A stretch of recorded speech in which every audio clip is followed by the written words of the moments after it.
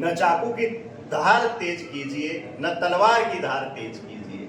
आप 21वीं सदी के विकसित भारत में जी रहे हैं, अपनी कलम की धार तेज कीजिए। जी हाँ, कलम की धार वो दुधारी तलवार होती है जिससे बड़े बड़े फैसले भी लिए जाते हैं। पहले के जमाने में तलवारों से लड़ाइयाँ लड़ी जाती थी, लेकिन आज 21वीं सदी में इस विकसित भारत के युग में कलम से लड़ाइयाँ लड़ी जा रही हैं। एक इलेक्टेड पर्सन, बांजाकुड़ी ग्राम पंचायत के सरपंच महोदया दशरथ कंवर, जिनका कुछ समय पहले निलंबन का आदेश हुआ था, कोर्ट की शरण में गए और पुनः उनको अपने पद पर बनाए रखने का कोर्ट ने आदेश दिया। आखिर क्या है पूरा मामला, हम जानेंगे सरपंच महोदया जी। नमस्कार। जी जी, क्या है पूरा मामला, कुछ बताना चाहेंगे हमारे चैनल में? मैं आपको ये कहना चाहती हूँ कि मैंने इस गाँव के अंदर, मेरी ग्राम पंचायत के अंदर मैंने अच्छे काम किए हैं और मैं सत्य पे चल के मैंने ये पूरे विकास का कार्य किया है। ठीक है कि 4 साल से मेरे पीछे लगे हुए लोग मुझे शुरू से परेशान करते आ रहे हैं, हम झेलते आ रहे और चलते आ रहे हैं, और अंत में भी उन्होंने ऐसा काम कर दिया कि कुछ बाकी बचे ही नहीं इनसे, कहती है क्या कर सकते जी। कहीं ना कहीं आपको लगता है कि जो पद पर वापस आप पुनः अपने पद को ज्वाइन करने वाले हैं, तो कोर्ट से आपको राहत मिली? हाँ, मैं राजस्थान उच्च न्यायालय को मैं धन्यवाद देना चाहती हूँ कि मुझे इस काम के अंदर मुझे शरण मिली है वापस, और इस काम ग्राम पंचायत के अंदर इस काम करने का मुझे मौका मिला। बिल्कुल, ये थे हमारे बीच जो बांजाकुड़ी गांव के सरपंच महोदय हैं दशरथ कंवर। अब हम आगे बात करेंगे, सरपंच प्रतिनिधि हमारे बीच यहाँ पर मौजूद है, हमारे हिम्मत सिंह इंजोरा। क्या कहते हैं, क्या है पूरा मामला, और विस्तृत जानकारी लेते हैं। जी नमस्कार, धन्यवाद जी। कार्यकाल विवादों भरा रहा है, हमने भी कई बार आपके कहने से इस बार फिर एक अनोखा मामला लेकर सामने देखने को मिला है।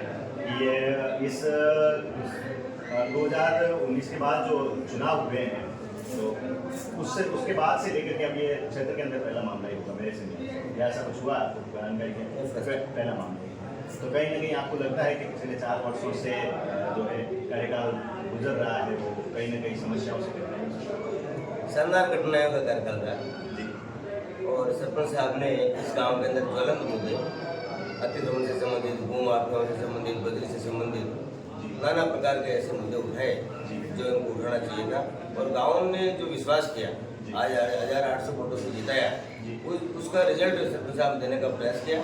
तो उनको जो इन्होंने काम किए, उन काम को वो बचा नहीं पाए, और उन्होंने लगभग 4 साल से जबरदस्त परेशान किया, और परेशान करने के बाद तो इन्होंने अब लास्ट में तो इन्होंने लास्ट सीढ़ी ऐसी पकड़ ली कि इन्होंने अनावश्यक गैंग बनाने के बाद हमला किया। हमला के बाद ऐसे मुकदमे दर्ज कराए, मुकदमे दर्ज कराने के बाद इन्होंने एक टीम बना करके उन्होंने जो है जबरदस्त तरीके से लोकपाल में शिकायत की, जो कि मिथ्या शिकायत है कि आरोप लगाए, और आरोप लगा करके इन्होंने चुपके से अपनी व्यवस्था से कैसे भी करके इन्होंने सरपंच साहब को निलंबन। जी, जो आरोप लगाए हैं कहीं ना कहीं लोकपाल में वो आरोप साबित हुए, तब वो निकाला है आपका जो सस्पेंशन लेटर, या लोकपाल भी इस पर गंभीरता से जो है जांच नहीं होता?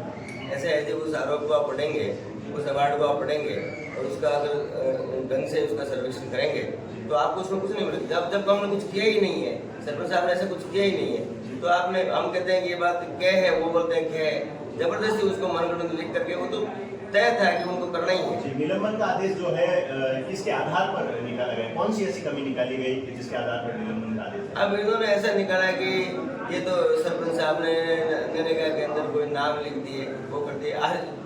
एक परिवार है, सरपंच बन गया, कोई बात नहीं, बन गया तो क्या वो भूखा रहेगा, खाना नहीं खाएगा?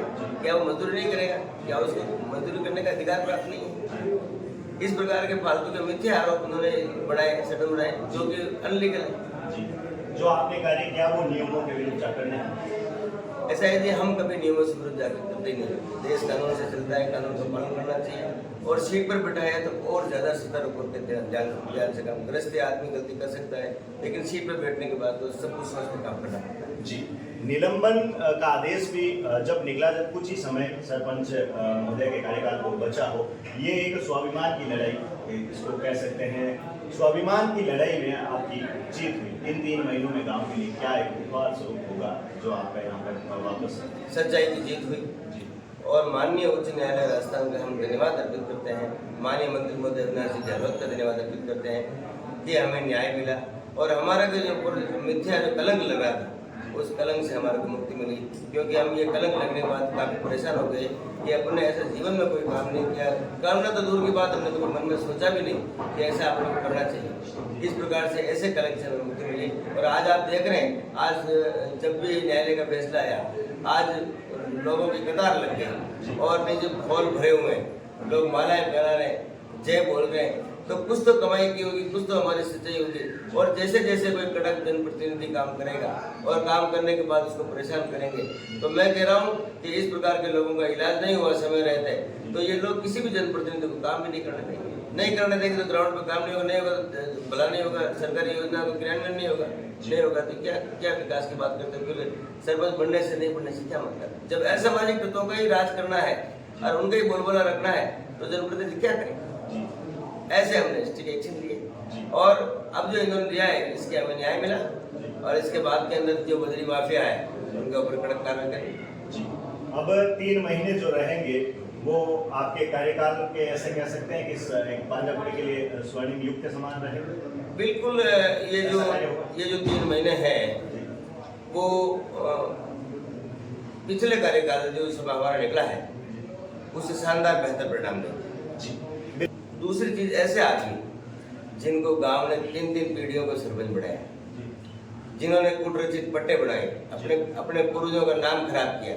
अरे जो कटोरा लेकर के, कटोरे से नहीं तापे तो बाल्टियों में पैसे लेकर के खाते थे इस गांव के अंदर, मेरा गांव कहता है, वो आदमी मुझे, वो भ्रष्ट आदमी मुझे ईमानदारी का पाठ पढ़ाते कि हमने भ्रष्टाचार किया। अपने गिरबान में जाके दोगे तो तुम कितने गहरे पानी में। शर्म आनी चाहिए ऐसे काम करने के लिए। हमेशा चाहे आदमी जैसा भी, वोट का कोई जरूरी नहीं है, वोट उसका अधिकार है, आदमी देता नहीं देता कोई बात नहीं, उनका अधिकार है। लेकिन कम से कम इतना नीचा गिरे हुआ और मेरे ही सामाजिक बंधु, मेरे पारिवारिक बंधु जो अपने आप को बड़ा समाज के अंदर बहुत बड़ा बताते हैं कि हम तो ऐसे, अरे ऐसे बढ़ने से क्या होता है? आपको 36 कौम को गले लगा कर लेना पड़ता है। जातिवाद, इस प्रकार की चीजें, हमारे तीसरे साथ में जातिवाद का चश्मा लगा लिया, फेल है। हमने कभी ऐसा काम नहीं किया जिससे मेरे गांव को टैक्स पहुंचे, मेरे गांव के साथ रहने वाला आदमी को जमीन कुचलनी पड़े। एक आदमी आप उठा के बता दो कि वो करते। आज बड़े जो सरपंच बने वृद्ध हुए, आज 83 साल की उम्र हो गई, क्या उनकी मति मारी गई कि वो ऐसे एक महिला सरपंच के खिलाफ आप सुबह 8:30 बजे आई साइड आपके हाथों हाथ रातों रात ठीक होगी, बाकी आई साइड कमजोर रहती है और भाग रहे हो, दौड़ रहे हो। और इस प्रकार के एक महिला आपकी बहन है, आपकी बेटी है, आपकी बहू है, ये गांव की है, तो इसके साथ इस प्रकार का अन्याय करते हो, शर्म नहीं आती? सोचना चाहिए। बहुत विचारणीय और चिंता का विषय है कि ऐसे लोगों का धीरे धीरे पब्लिक द्वारा खात्मा होना चाहिए। ऐसे राजनीति में नहीं आना चाहिए, ऐसे आदमी जीतने नहीं चाहिए और इनकी ठिकाना वहीं बैठना चाहिए। ऐसा मुझे गिरफ्तार भी होनी चाहिए, वो अंदर होने चाहिए। बिल्कुल, हमारे चैनल के माध्यम से मैं यही कहता हूँ कि सच्चाई की जीत दो और आपको आंखों में दिख रहा है ग्रामवासियों, जो आदमी अच्छा गांव के लिए विकास कर सकता है, गांव की सुख चैन शांति रखता है, मानवता को हमेशा सिर पर लेकर चलता है और आए के मेहमानों का आदर करता है, विकास की गति देता है, महिला, बेटी, शिक्षा, स्वास्थ्य सब पर ध्यान देता है, उनका करो। और ऐसे लोगों को घर पे बुलाना, साबा बंधाना ये बंद करो और अच्छे लोगों को शरण दो, ताकि प्रगति होगी, अच्छे बच्चे अच्छे संस्कार लेंगे और गाँव का नाम रोशन होगा, देश का नाम रोशन होगा। बिल्कुल, ये थे हमारे बीच में पांजापुरी ग्राम पंचायत के सरपंच प्रतिनिधि हिम्मत सिंह जी जोधा, जिनका कार्यकाल काफी समय से देखे तो हमने भी खबरें चलाई है, कुछ न कुछ विवादों भरा रहा ही है। लेकिन जो अब जो समय बचा था पीछे का 3 महीने का, वो समय इनको यहाँ बना रहना इनके लिए एक स्वाभिमान की लड़ाई थी। जो ये कह रहे हैं कि मेरे ऊपर जो दाग था उसको मिटना था, इसलिए कोर्ट की शरण से इनको न्याय मिला। चुनाव में अब ये जो बोलते हैं दौड़ रहे हैं चुनाव में, मतलब देखो आप 1000 वोटों से जिसको जीता है, इसको मिथ्या आरोप से आप हटाना चाहते हो, क्या पब्लिक सहन करती है? ऐसे सीले नहीं खेजड़ी पे टकी हुई नहीं मिलती है।